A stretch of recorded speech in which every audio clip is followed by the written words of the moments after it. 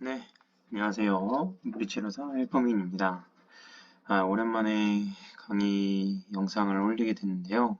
여러 가지 개인 사정이 좀 많이 있어가지고, 최근에 좀 바빠서, 영상을 올리질 못했습니다. 댓글 그래도, 많진 않지만, 또 올려주신 분들이 계셔서, 좀 힘이 나는 것 같습니다. 그래서, 최대한 끝까지 말씀드렸던 대로 이 셜리 셜먼 운동 손상 증후군은 끝까지 리뷰를 해보려고 합니다. 그리고 계속 하면서 느꼈던 거는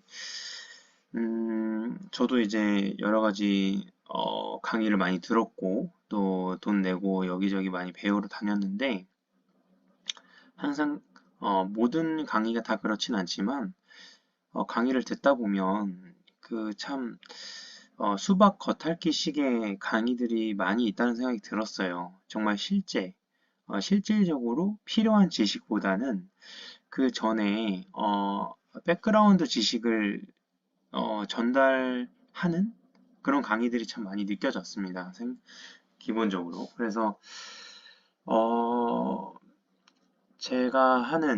제가 말씀드리는 이 운동 손상 증후군 리뷰 같은 경우나 또 이후에 어, 따로 파트별로 또 강의를 올리려고 하는데요. 그런 강의가 되지 말아야겠다는 생각이 많이 들어요. 어, 물론 강사의 입장에서는 이 백그라운드를 먼저 알려주고 그 이후에 살을 붙이는 게 당연한 어떻게 보면 수순일 수 있는데 어, 사실 백그라운드는 다 아는 내용이고 본론으로 들어가도 백그라운드는 이해 안 되는 게 몇몇 개가 있다면 그건 혼자 충분히 살을 붙여가면서 할 수 있는 부분인데 괜히 백그라운드만 하다가 그 본론을 적게 얘기하는 경우가 많이 있어서 최대한 저는 백그라운드보다는 그런 이제 본론으로 바로 들어가는 그런 강의를 좀 해보려고 합니다. 근데 이런 본론으로 들어가는 강의를 하지 못하는 이유 중에 하나가 사실 공격을 당할 확률이 많아요. 왜냐면 모든 체형 교정이나 치료법은 예외가 있기 마련인데 이 본론으로 들어가고 이러다 보면은 그 치료사, 임상에서 경험했던 그 경험 안에서 그 한에서 얘기를 하기 때문에 어, 아닌 경우가 분명히 있기 때문에 그걸 듣는 분들은 이제 불편한 경우가 좀 있죠. 그래서 애초에 불편한 경우를 만들지 않기 위해서 강사들도 그런 실질적인 거를 좀 모든 그런 민낯을 버리고 그렇게 어, 민낯을 드러내기가 사실 쉽지 않고 용기가 좀 필요한 그런 내용입니다. 하지만 뭐 저는 지금 돈을 받고 하는 것도 아니고 음, 어차피 제 지식이 그렇게 깊은 수준이라고 생각하지도 않고요. 그래서 유튜브 보시면서 도움이 되는 분들 한해서 걸러 들으시면 좋을 것 같습니다. 일단 서론이 좀 길었는데요. 이어서 시작해 보도록 하겠습니다. 여기 보시면은 한 다리로 서 있을 때를 얘기를 하는 겁니다. 그러니까 이 한발서기 테스트라고 보시면 돼요. A에 있는 여성분이 이제 좌측발로 한발서기 하거나 우측발로 한발서기 하는 모습인데요. 음, 이 한발서기 테스트는 엄청 간단하면서도 우리가 환자의 몸을 파악하는데 아주 효과적입니다. 그림을 보면 A 그림에 서 있는 여자분이 좌측발로 한 발 서기, 또 우측발로 한 발 서기 하는 모습인데 여기서 가장 중요한 것은 이 사람이 평소에 어느 다리로 체중을 더 많이 싣고 있느냐를 파악하는 것이에요. 이 한 발 서기 하는 테스트 목적이 딱 봐도 이 그 B 그림과 C 그림 한번 비교해 볼까요? 딱 봐도 어, C 그림보다는 B 그림이 훨씬 더 안정적으로 서 있는 게 느껴집니다. 그러니까 더 익숙한 곳, 더 균형을 잘 잡는 곳, 그곳이 바로 평소에 체중을 더 많이 실었던 발이라고 할 수 있어요.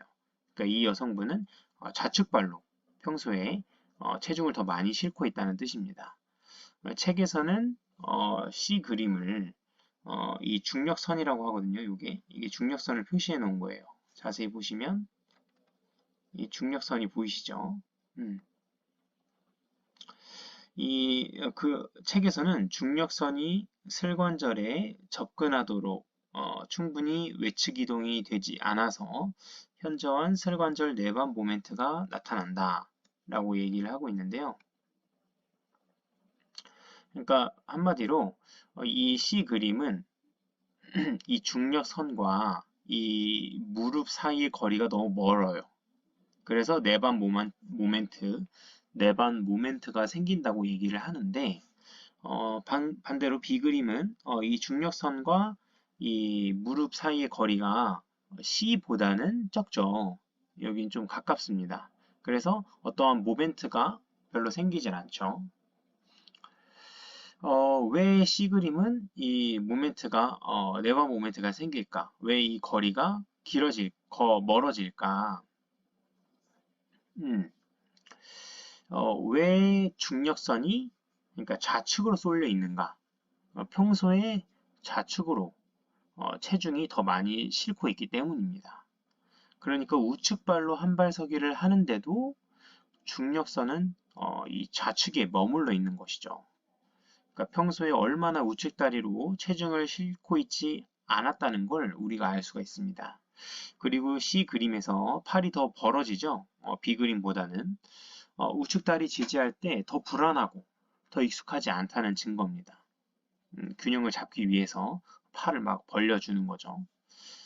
그러니까 평소에 어느 다리로 체중이 쏠려 있는지 파악하는 게 왜 중요하냐면 이 허리와 골반 그리고 하체의 좌우 불균형을 이 체중이 어디 쏠려 있느냐가 결정하기 때문이에요. 그러니까 왜 골반 높이 차이가 생길까? 골반이 왜 틀어질까? 이 체중심이 원인입니다. 체중심이 균등하지 않고 어느 한쪽으로 쏠릴 때 골반은 틀어지고 허리뼈는 틀어지게 돼 있어요. 골반을 예를 들면 체중이 더 쏠리는 쪽이 후방경사, 체중이 덜 쏠리는 쪽이 상대적으로 전방경사가 일어납니다. 뭐 햄스트링으로 봤을 때 체중이 조금 더 실리는 쪽, 골반이 좀 더 후방경사된 쪽이 더 짧고 타이트할 확률이 높고요.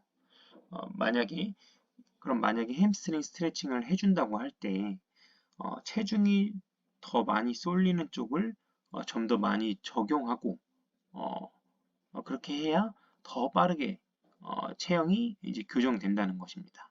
그러니까 햄스트링 스트레칭을 한다고 해도 만약에 이 여성분을 생각을 하면 체중이 더 많이 실렸던 좌측 쪽을 한 번 더 많이 해주는 거죠.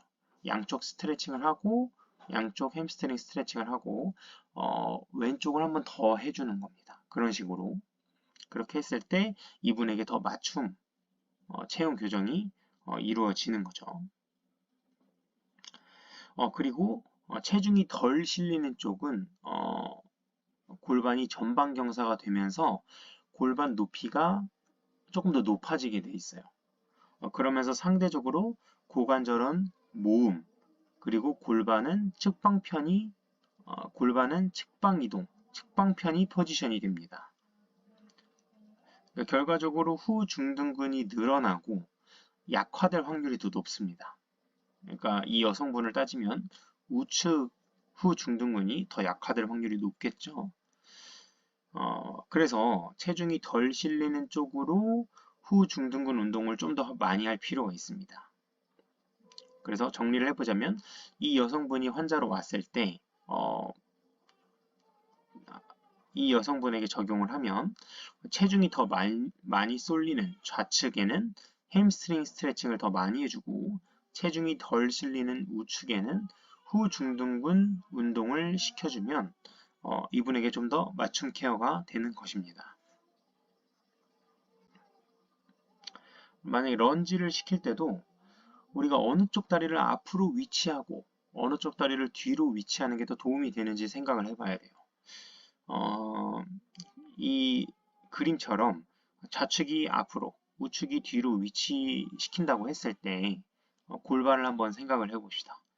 이 좌측 골반은 상대적으로 후방 경사가 되고 우측 골반은 상대적으로 전방 경사의 포지션인 것을 생각해 보면 알 수가 있어요. 그렇다면 아까 그 위에 여성분은 좌측은 후방 경사 틀어짐이 있을 거고 우측은 전방 경사 틀어짐이 있다고 했죠. 이 체중심이 어느 쪽으로 쏠리느냐에 따라서 그런 틀어짐이 발생한다고 말씀을 드렸습니다. 그래서 이 여성분, 만약에 위 여성분을 런지를 시킨다고 하면 좌측 골반이 후방 경사 틀어짐이 있으니까 좌측 다리를 뒤로 위치하고 좀 더 전방 경사 포지션에서 운동을 시키는 거죠.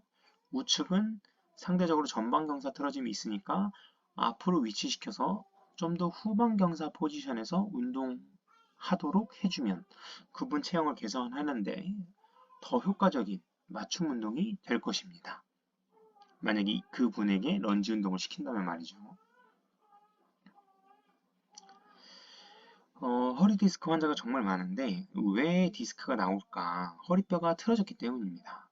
특히 좌우 틀어짐으로 인해 디스크는 나오게 돼 있습니다.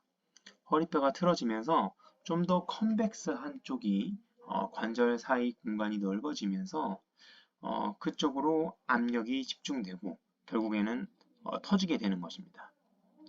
허리뼈가 틀어지는 이유는 결국은 골반이에요. 골반이라는 큰 뼈가 틀어지면 허리뼈는 골반에 비해서 얇기 때문에 당연히 딸려갈 수밖에 없습니다. 그래서 골반 높이 차이가 있으면 허리뼈는 틀어지게 돼 있다는 거예요. 근데 골반 높이 차이가 있는데 허리뼈가 똑바로 있는 게 오히려 더 비정상적인 상황이에요. 그래서 허리뼈를 교정하는 틀어진 허리뼈를 교정하는 가장 빠른 방법은 허리뼈에 주목하는 게 아니라 골반을 교정하는 것입니다. 왜냐하면 골반은 훨씬 크고 골반이 틀어지면 그 2차적으로 허리뼈가 틀어지기 때문이에요. 아무리 틀어진 허리뼈를 주목해서 교정을 한다고 하면은 골반은 생각 하나도 안 하고 허리뼈만 주목해서 생각하면 오히려 치료가 산으로 갈 수 있다는 겁니다. 골반 높이 차이는 있는데 허리뼈만 똑바로 위치되는 그런 말도 안 되는 상황을 치료의 목표를 삼고 진행을 하는 게 되는 것이죠. 그러니까 지면이 기울어지면 건물은 당연히 기울어질 수밖에 없는 것처럼 허리뼈를 아무리 교정한다고 해도 골반이 제 위치가 아니라면 허리뼈는 언제든지 다시 틀어질 수 있고 애초에 허리뼈가 교정되지도 않습니다. 그래서 우리는 디스크를 치료를 할 때 골반을 교정하는 게 핵심이라고 할 수 있어요. 허리뼈가 틀어지게 하는 가장 큰 원인이 골반 틀어짐이기 때문이죠.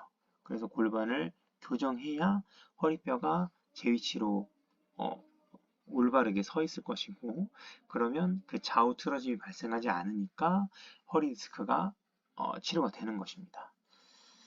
근데 이 골반을 교정하려면 이 골반이 틀어지는 원인을 알아야 돼요. 골반이 틀어지는 이유는 바로 가장 핵심은 체중심입니다.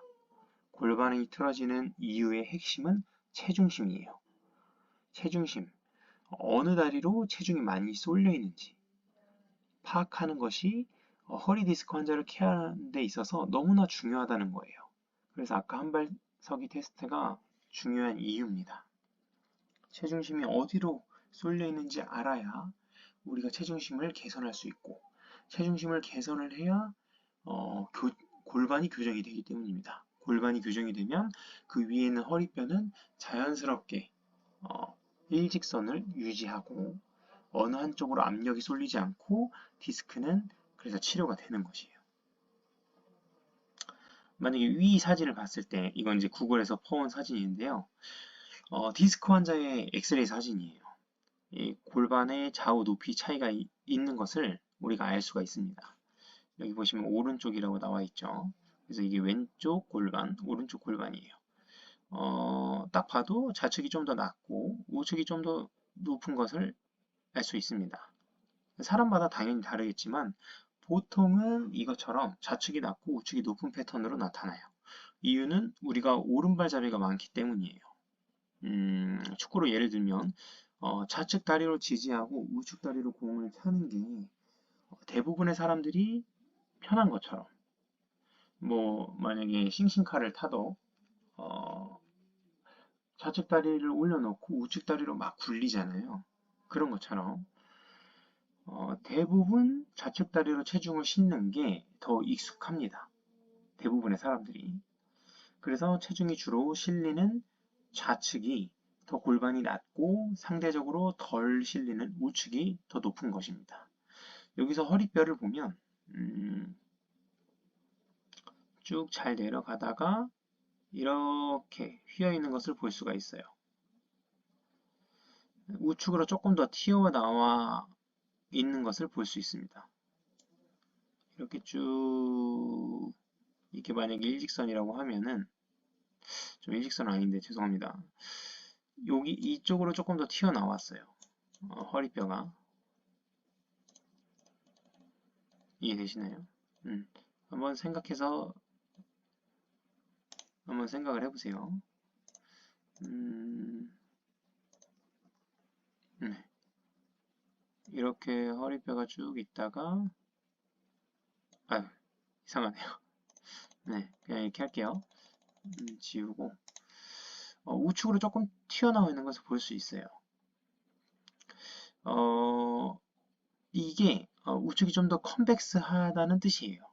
좀 그렇게 오히려 뭐 이게 컨케이브라고 생각할 수 있는데 그렇지가 않고 이쪽으로 좀 튀어나왔다는 것이 이쪽으로 좀 더 컨벡스하게 틀어짐이 있다. 허리뼈가 그걸 그렇게 이해하시면 될 것 같습니다.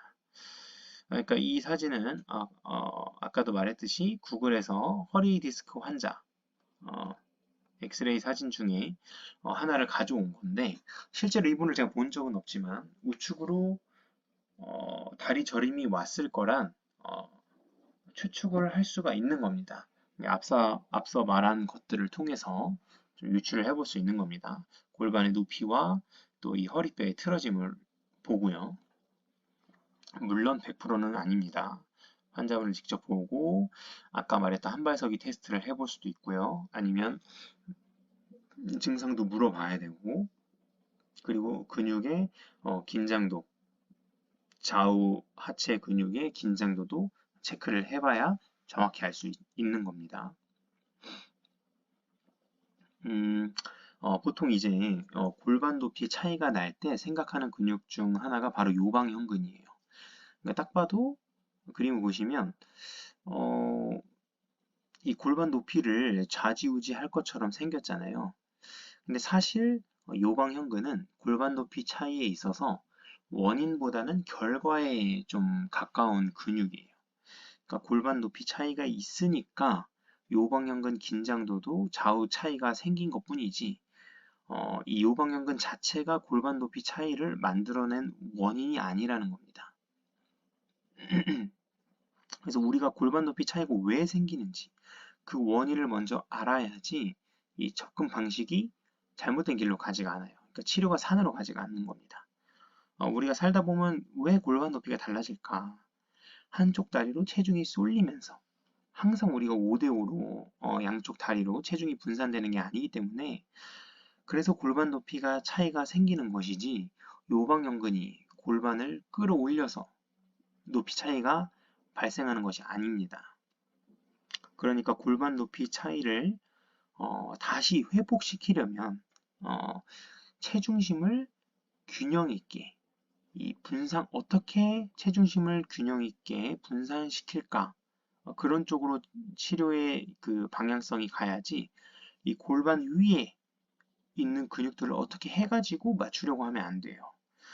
그러다가 오히려 너무 과하게 이 요방형근을 풀어서 이 프로텍티브 리액션으로 인해서 이 과긴장된 허리 주변 근육들까지 다 풀어버려서 오히려 이 다리 저림이 더 심해지는 상황이 생길 수도 있는 겁니다. 그리고 이 슈파인에서 또 프론에서 이 골반 높이를 맞춰놨다고 하더라도 일어나면, 그리고 일어나서 좀만 걸어 다니면 그대로 그 교정 전으로 골반 높이가 다시 또 돌아가요. 이 원인이 그게 아니기 때문이에요.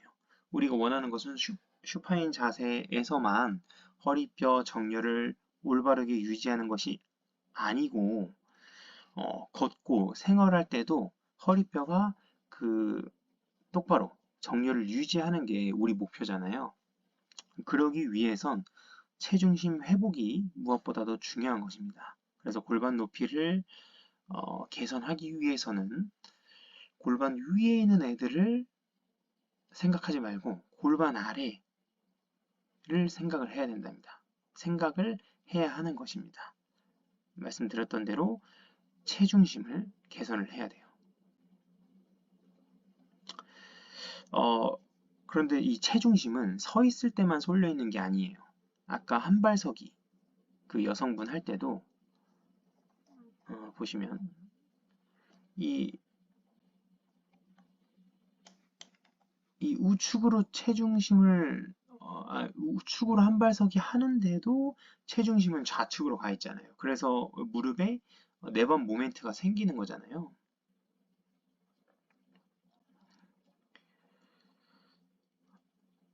그런 것처럼 우리가 앉아 있을 때도 심지어 누워 있을 때에도 체중심은 쏠려 있어요. 그래도 서 있을 때는 한쪽으로 체중심이 좀 쏠려 있다고 해도 고관절도 있고 무릎 관절도 있고 발목 관절도 있고 이 높이를 보상할 수 있는 관절들이 많이 있기 때문에 그래도 괜찮은데, 그래도 과부하가 좀 분산이 되는데, 앉아 있을 때는 이 그림처럼 앉아 있을 때는 바로 골반이 바닥에 닿기 때문에 그 높이를 보상할 수가 없어요. 골반이 베이스이기 때문에 앉아 있을 때는. 그래서 허리 디스크 환자분들이 앉아 있을 때 앉아 있는 자세를 가장 힘들어하는 이유가 바로 그겁니다.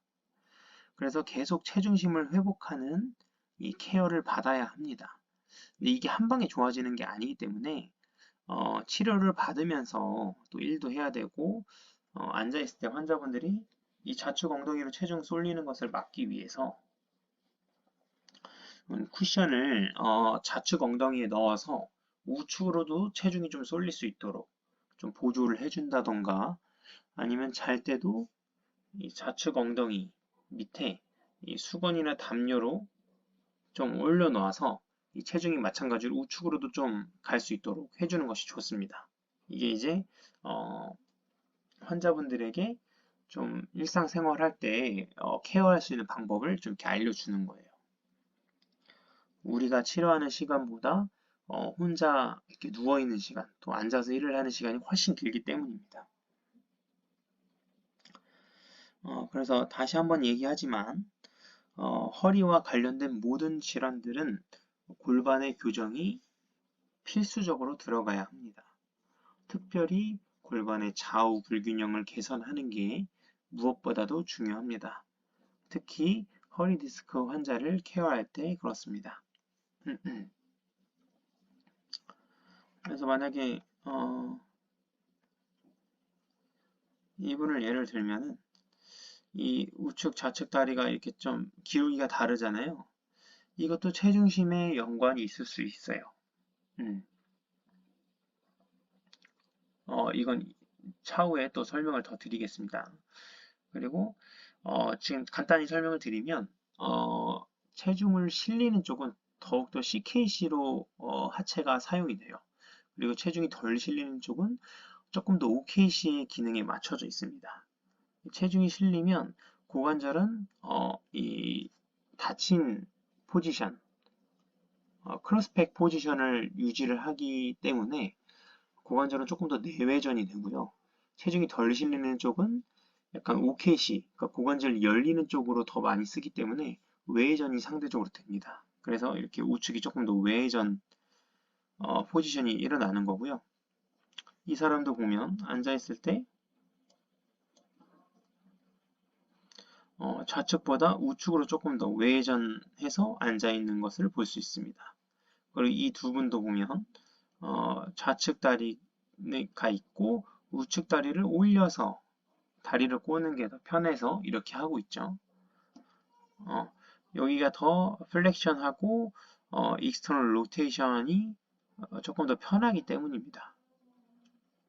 그리고 앉아 있을 때도 이쪽으로 체중이 왼쪽으로 체중이 더 실리는 게 편하기 때문입니다. 이 그림처럼 앉아 있을 때도 체중이 한쪽으로 쏠리게 되는 거예요. 만약에 이 다리를 꼬고 있는데 우측으로 체중이 쏠릴 수가 없겠죠. 이렇게 쏠리면 아예 무너져 버리니까. 그래서 좌측으로 체중을 앉아 있을 때도 쏠려 있고 서 있을 때도 쏠려 있고 서 있을 때 쏠려 있을 때는 그래도 고관절, 무릎 관절, 발목 관절이 그나마 보상을 하는데 이렇게 앉아 있을 때는 바로 골반이 바닥에 위치하기 때문에 그 좌우 틀어짐이 다 허리로 스트레스가 가해지게 되는 겁니다. 아마 이해되셨을 거라 생각이 들어요. 그리고 보통 디스크가 뒤로 나오니까 허리 커브의 앞뒤 정렬, 이 골반의 앞뒤 정렬에만 주목하는 경우가 많은데요. 물론 앞뒤 정렬도 중요하지만 디스크가 터지는 결정적인 이유는 이 좌우 불균형에 있습니다.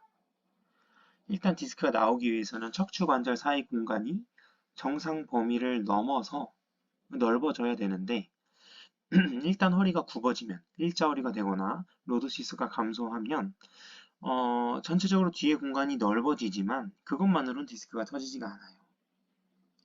거기서 이 좌우 어느 한쪽으로 기울어질 때 그때 이쪽으로 기울면 이쪽 반대쪽 방향이 최대로 넓어지면서 디스크가 탈출할 수 있는 상황이 만들어지는 것입니다. 그리고 한쪽으로 기울어질 때 또 회전이 발생을 하게 됩니다. 그래서 이 회전힘은 적은 힘으로 큰 효율을 발생시키는데요. 이 회전힘의 특징입니다. 그 힘이 디스크를 탈출시키게 되는 겁니다. 그 디스크 환자분들의 공통적인 특징 중 하나가 앞으로 숙일 때 통증을 느끼게 되는데 그래서 이제 앞으로 숙이지 마라. 앞으로 숙이는 자세나 운동들을 하지 말라고 이제 그러면 뒤에 디스크가 더 밀려난다고 얘기를 하는데 사실 허리 디스크 환자분들은 골반의 좌우 불균형이 있기 때문에 이 숙이는 동작을 할 때 허리에 숙이는 동작, 이 플렉션 동작만 일어나는 게 아니라 회전 움직임까지 같이 발생하게 되는 거예요. 아까 말씀드렸던 것처럼 골반의 허리 디스크 환자분들은 골반의 좌우 불균형이 있어서 허리에 이 좌우 틀어짐이 생기게 됩니다. 그래서 허리를 숙이는 동작을 할 때도 숙이는 동작만 이 허리에서 발생하지 않고 이 회전 움직임까지 같이 발생을 하게 되면서 그래서 통증이 생기고 디스크 증상이 이제 발현을 하는 겁니다. 숙이는 자세를 할 때.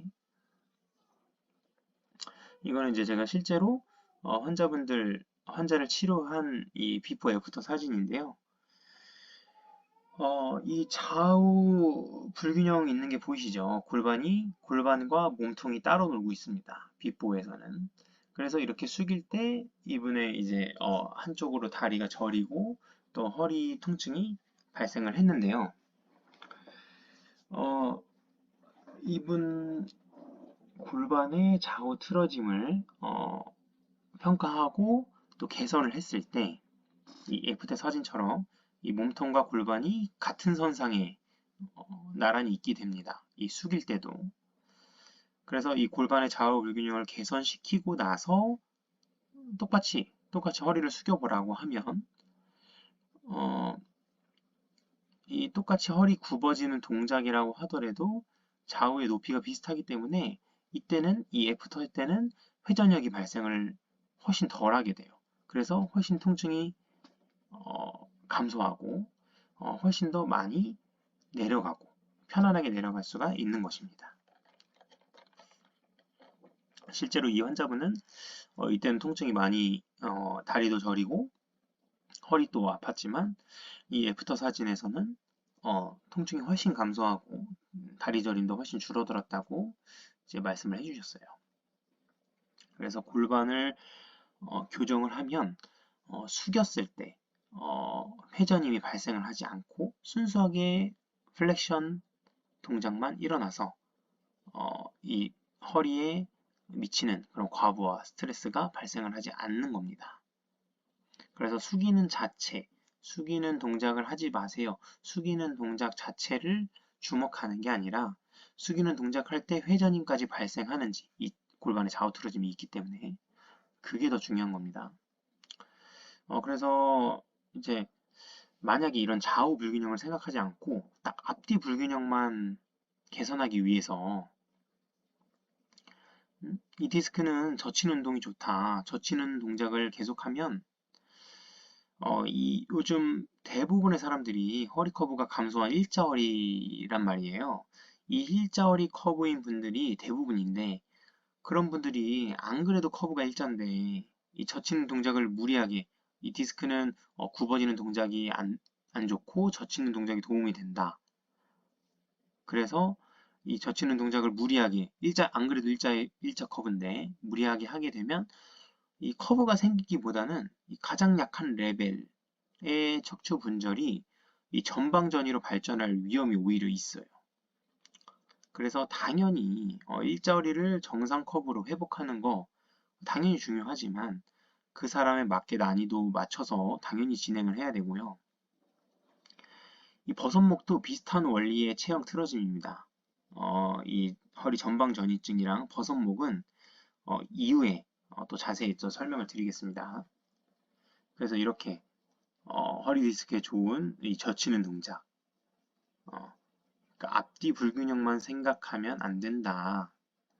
이 좌우 틀어짐, 특히 허리의 좌우 틀어짐을 가장 많이 유발하는 골반의 좌우 틀어짐도 생각을 해줘야 된다. 그래서 실질적으로 구부릴 때 회전이 발생하지 않도록 편안하게 구부러질 수 있게 만들어줘야 된다는 것입니다.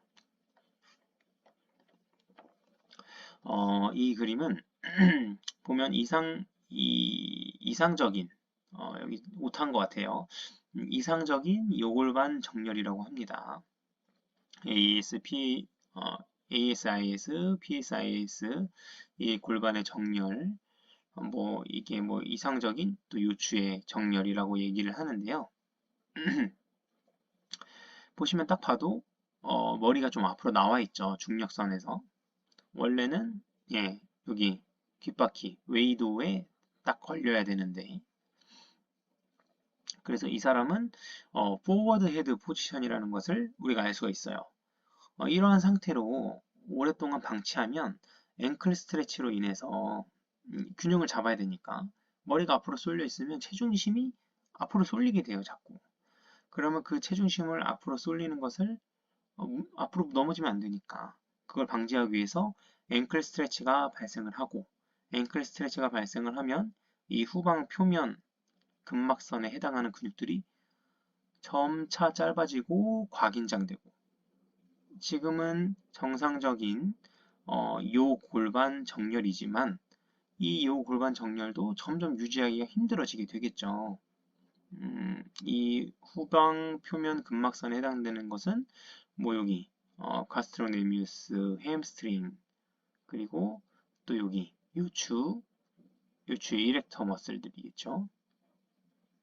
이런 근육들이 평소에 계속 서 있을 때도 과긴장이 일어날 겁니다.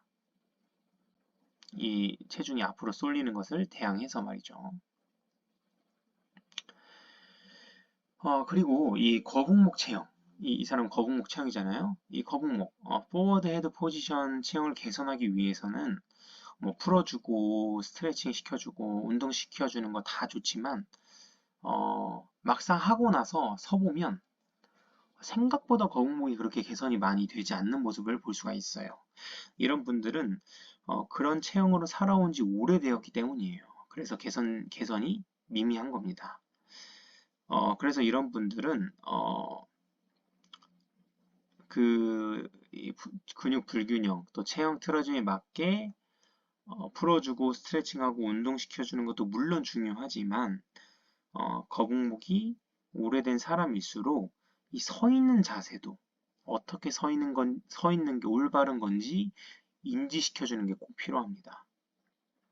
그래서 거북목이 오래된 사람일수록 체중심이 앞으로 쏠려 있기 때문에 또 앞으로 쏠려 있는 게 매우 익숙한 사람들이에요.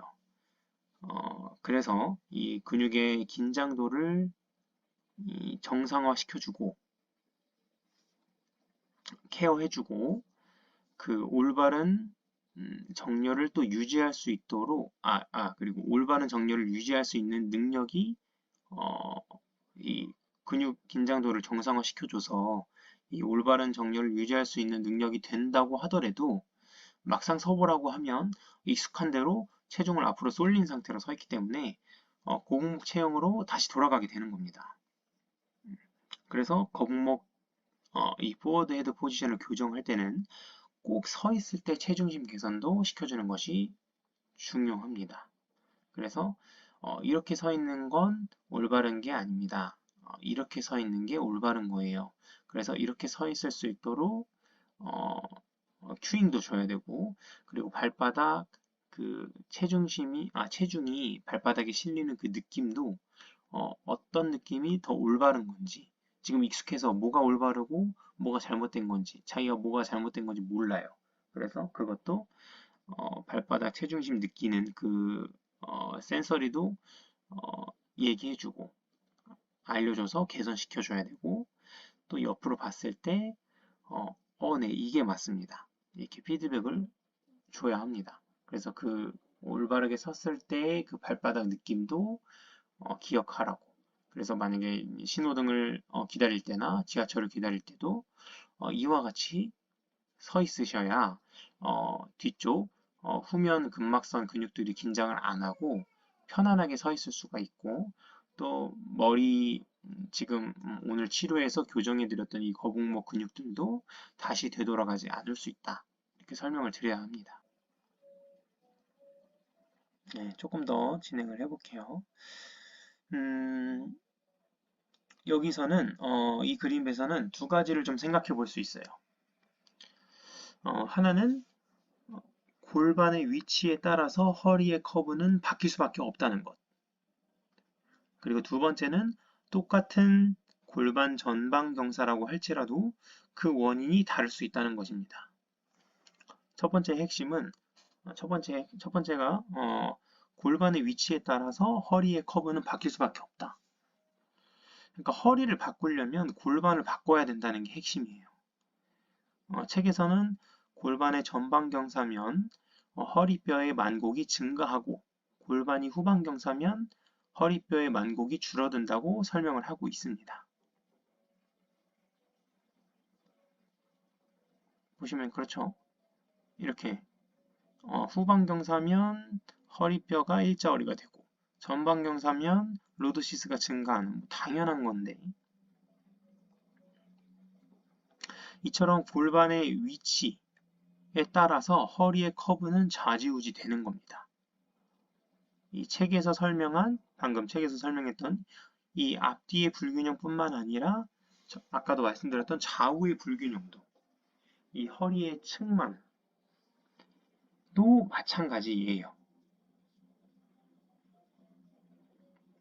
그래서 허리 통증, 또 허리 디스크, 허리에 문제가 있는 분들, 허리 문제를 개선시키기 위해서는 골반 교정이 필수라는 것이죠. 골반 교정을 해야 허리뼈가 뉴트럴 포지션을 유지할 수 있으니까 허리 아프다고 허리만 생각하면 치료가 산으로 간다는 겁니다. 허리뼈가 틀어져 있어서 중립으로 교정을 했는데 골반은 그대로 틀어져 있는 상태라면 그 자체가 틀어진 상태인 겁니다. 그래서 가장 자연스럽게 허리의 틀어짐을 해결하기 위해서는 골반 교정이 먼저 우선시 되어야 한다. 골반이 교정이 되어야 허리 커브가 앞뒤든 좌우든 좋아지고, 골반이 제 위치에 있어야 횡격막 호흡으로 인해서 복압을 형성할 수 있는 조건이 충족이 되고 그렇게 생긴 IAP, Internal Abdominal Pressure가 척추를 보호하는 역할을 제대로 할 수 있는 겁니다. 그래서 허리 아프다고 허리만 보지 말고 허리를 좌지우지할 수 있는 골반과 하체 근육들을 먼저 보고 케어를 해야 합니다. 그리고 두 번째, 그림 A. 이 그림 A와 그림 B는 둘 다 골반의 전방 경사가 있는데요. 그 원인이 다릅니다. 그림 A는 아랫배가 약해서 발생한 거고, 그림 B는 고관절 굴곡근이 짧아져서 전방 경사가 된 케이스예요. 그러니까 아랫배가 약화돼서든 아니면 고관절 굴곡근이 단축이 돼서 생기든 둘 다 모두 골반의 전방 경사를 일으키는 요소지만 그 요소들 중에서 어떤 것이 프라이머리하게 메인으로 작용했는지 찾아내는 것이 치료사의 역할이고 능력입니다. 그걸 알아야 같은 전방 경사라 하더라도 개개인에 맞는 맞춤 케어가 가능한 것입니다. 이 치료사는 더 디테일하게 볼 줄 알아야 됩니다. 전방 경사만 알면 안 되고 어떤 요소가 전방 경사를 일으켰는지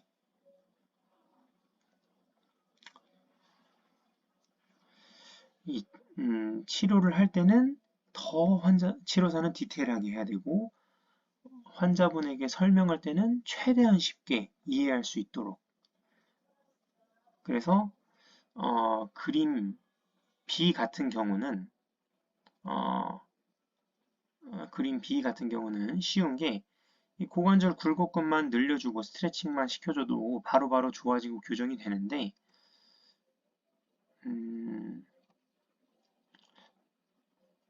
네, 그렇습니다. B 그림 같은 경우 이렇게 고관절 굴곡근이 짧아져서 전방 경사 틀어짐이 발생한 경우는 스트레칭만 시켜줘도 많이 좋아져요. 아무리 코어 운동이 제일 우선이고 핵심이라고 하더라도 굴곡근의 스트레칭이 이런 상태에서 2분에 한해서는 고관절 굴곡근이 스트레칭이 선행이 먼저 되어야 합니다. 예를 들어서 위에 있는 사진과 같이 이런 사람이 나에게 치료를 받으러 왔다. 가정을 해봤을 때 이 양쪽 어깨가 항상 뭉치고 아파서 왔을 수도 있고 아니면 뭐 허리 통증으로 내원한 걸 수도 있잖아요. 둘 중에 뭐가 되었든 간에 이 사람은 갈비뼈가 과도하게 떠 있고 배꼽은 썩힘 이렇게 들어가 있어서 제대로 된 복압 형성이 되지 않습니다. 그래서 허리는 불안정하고 코어, 몸통이 불안정하니까 양쪽 어깨 근육들은 과도하게 또 긴장이 되어 있습니다. 이 아래, 이 아래 몸통이 안정감이 없으니까 어깨 위에 있는 근육들이 긴장이 과하게 일어나는 겁니다. 만약에 이를 해결하기 위해서 갈비뼈를 아래로 내려주고 복압이 제대로 형성이 될 수 있도록 코어 운동을 해주고 또 아랫배까지 이 호흡이 잘 들어갈 수 있도록 코어의 텐션을 살려주면 더 이상 허리와 몸통은 불안하지 않게 되고 양쪽 어깨에 생긴 과긴장은 완화될 겁니다. 근데 물론 맞는 말이지만 이 말도 이분을 케어해야 하는데 선행되어야 할 것은 IAP, 코어 운동이 아니라 양쪽 어깨 근육을 이완시켜주는 것입니다. 이게 먼저 선행이 돼야 돼요. 이런 상태에서는 지금 이 환자분 그림과 같은 상태에서는 아무리 우리가 쉬운 포지션에서 코어 운동을 진행한다고 하더라도 원래 평소에 사용하시던 대로 양쪽 어깨가 과긴장된 이 보상작용이 계속 나타날 확률이 높습니다. 호흡만 해도 어깨가 긴장되는 패턴으로 계속해서 살아오셨는데 갑자기 이제 쉬운 자세와 티칭 몇 번으로 몸의 패턴이 변하기에는 한계가 있습니다. 물론 변하면 좋지만 만성 환자일수록 어렵고 환자 입장에서는 자꾸 안 되는 걸 하라고 하니까 짜증나고 치료사는 계속 얘기해 주는데도 못하고 답답하고 서로 힘들어지는 거예요. 이 치료도 어쨌든 사람 대 사람으로 하는 건데 이 관계가 깨져버리면 이 치료될 것도 안 됩니다. 이 환자의 상태를 우리가 이해를 하고 이 몸을 어떻게 하면 좀 더 개선시킬 수 있을까?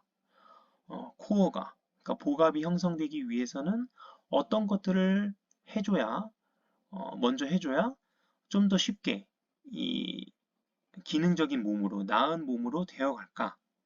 생각해 보면서 이 사람이 IAP 형성할 수 있는 최적의 조건을 만들어 놓은 상태에서 이 사람이 할 수 있는 포지션에서 이 사람이 알아들을 수 있는 티칭으로 진행해야 합니다. 그래서 그림 B 같은 이런 분, 이 전방경사가 있는 분에게는 코어 운동을 바로 진행하기보다는 굴곡근이 충분히 정상 길이로 회복된 후에 진행하는 게 훨씬 더 이 환자분의 상태를 기준으로 보고 맞춤으로 치료하는 방법이 될 겁니다. 그러니까 내 지식 안에, 내 지식 테두리에 환자를 집어넣는 게 아니라 환자의 상태를 기준으로 내 지식을 도움되는 걸 하나하나 적용하고 활용해야 하는 것입니다. 그리고 그림 B 같은 경우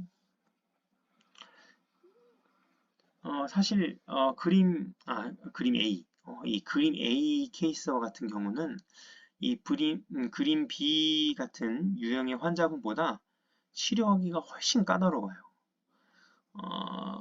그림 B 같은 경우는 확실하게 짧아지고 타이트해진 부위와 이 근육이 존재하기 때문에 그 부분만 딱 해결해줘도 코어 근육이라든지 알아서 이 제 역할을 하는 경우가 많습니다. 근데 그림 A와 같은 경우는 이 짧아지고 타이트한 부분이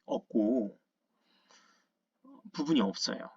분명 아프고 문제가 있는데 관절들은 가동 범위 제한이 없고 유연하고 잘 움직입니다. 이 치료사 입장에서는 참 난처한 환자예요.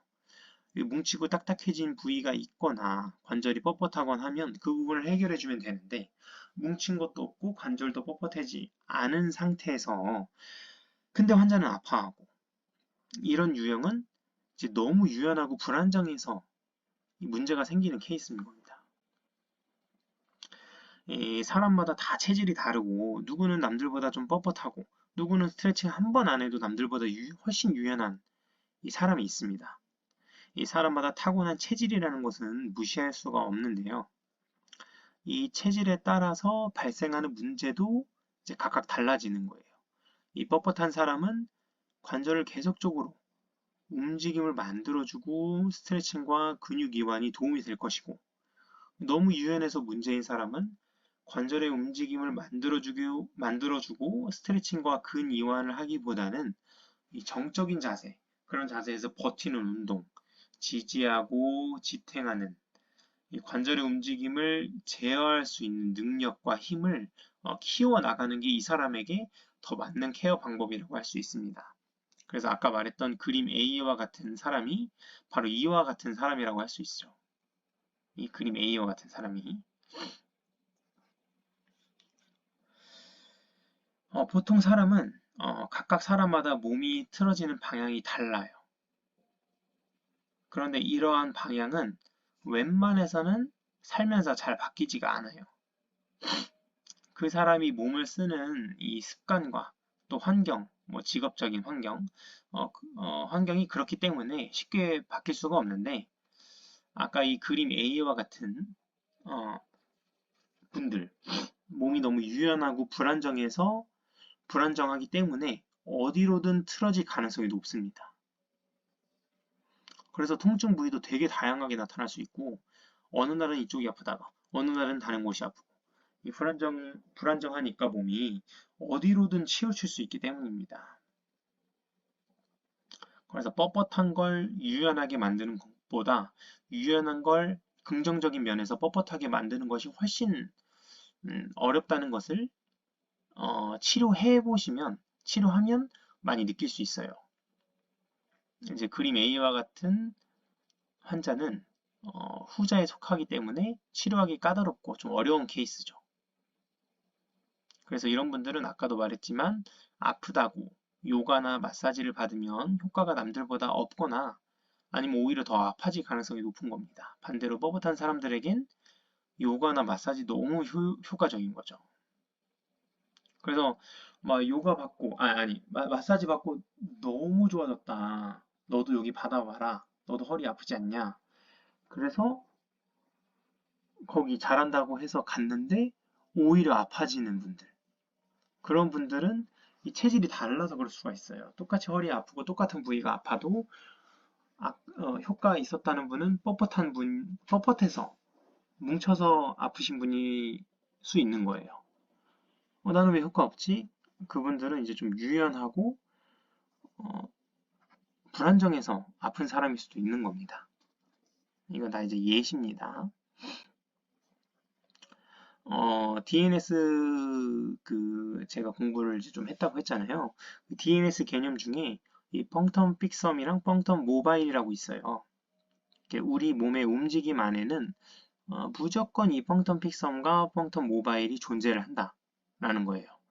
그러니까 움직이고 있는 부위가 펑텀 픽섬이고 고정되고 있는 부위가 움직이고 있는 부위가 펑텀 모바일, 고정되고 있는 부위가 펑텀 픽섬입니다. 그러니까 예를 들어서 팔을 움직일 때 어깨뼈가 고정되는 것처럼 다리를 움직일 때 몸통이 고정되는 것처럼 팔과 다리가 펑텀 모바일에 해당하는 거고요. 이제 어깨뼈랑 몸통이 펑텀 픽섬에 해당을 하는 겁니다. 그래서 여기서 보면 여기가 이 허벅지가 펑텀 픽섬이고 이 아래 다리가 펑텀 모바일이 되는 거고 네, CKC에서는 반대죠. 여기가 펑텀 픽섬, 여기가 펑텀 모바일이 되는 겁니다.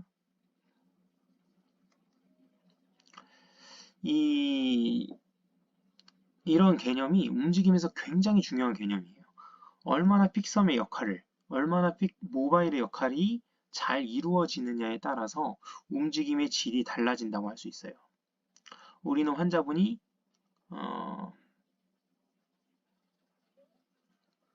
이 픽섬이 부족한지, 모바일이 부족한지, 이 움직임 안에서 어느 곳이 더 부족한지 확인하고 채워주는 역할을 해야 합니다. 이 모바일이 부족한 경우가 뻣뻣한 사람들 같은 경우가 그럴 수 있고 픽섬의 역할이 부족한 경우가 바로 이 그림 A 같은 사람일 수 있는 겁니다. 그렇다면 픽섬의 역할을 어디까지 높여줘야 하나? 픽섬의 역할은 모바일이 있을 때 그 의미를 가져요. 그래서 처음에는 뉴트럴 포지션을 유지하도록 그 이후에는 팔다리 움직임 동안에서도 유지할 수 있도록 나아가야 합니다.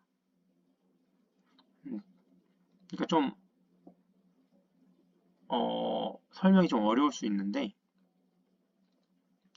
그러니까 정적인 자세에서 뉴트럴 포지션을 유지할 수 있는 정도의 픽섬의 역할이 돼야 되고 그리고 내가 팔을 움직이거나 할 때도 그 모바일 안에서 픽섬이 제대로 역할을 할 수 있을 정도까지 끌어올려야 돼요. 그 기능을. 근데 좀 어려운 작업이죠. 그 환자분 상태와 난이도에 맞게 적용을 해야 하기 때문에. 그래서 모든 사람에게 적용하는 코어 운동 자세에서 이 사람이 코어의 활성화가 이루어지지 않는다면 이 사람이 코어가 활성화할 수 있는 자세를 어떻게든 찾아서 쓸 수 있도록 만들어 줘야 되는 거죠.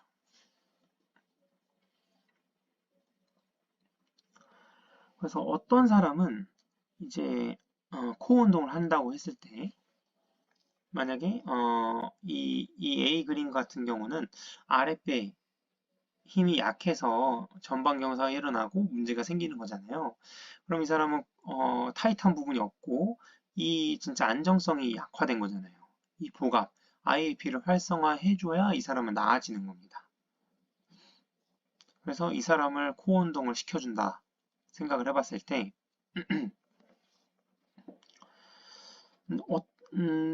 환자마다 다르게 해줘야 된다는 거예요. 똑같이 코어에 약화가 있지만 어떤 사람은 엄청 쉬운 자세, 이런 자세에서 해야 코어 활성화가 잘 이루어지는 분이 있고 어떤 분은 오히려 이렇게 어려운 자세에서만 또 활성화가 이루어지는 분도 있어요. 치료사는 그 사람을 기준으로 판단하고 케어를 해야 합니다.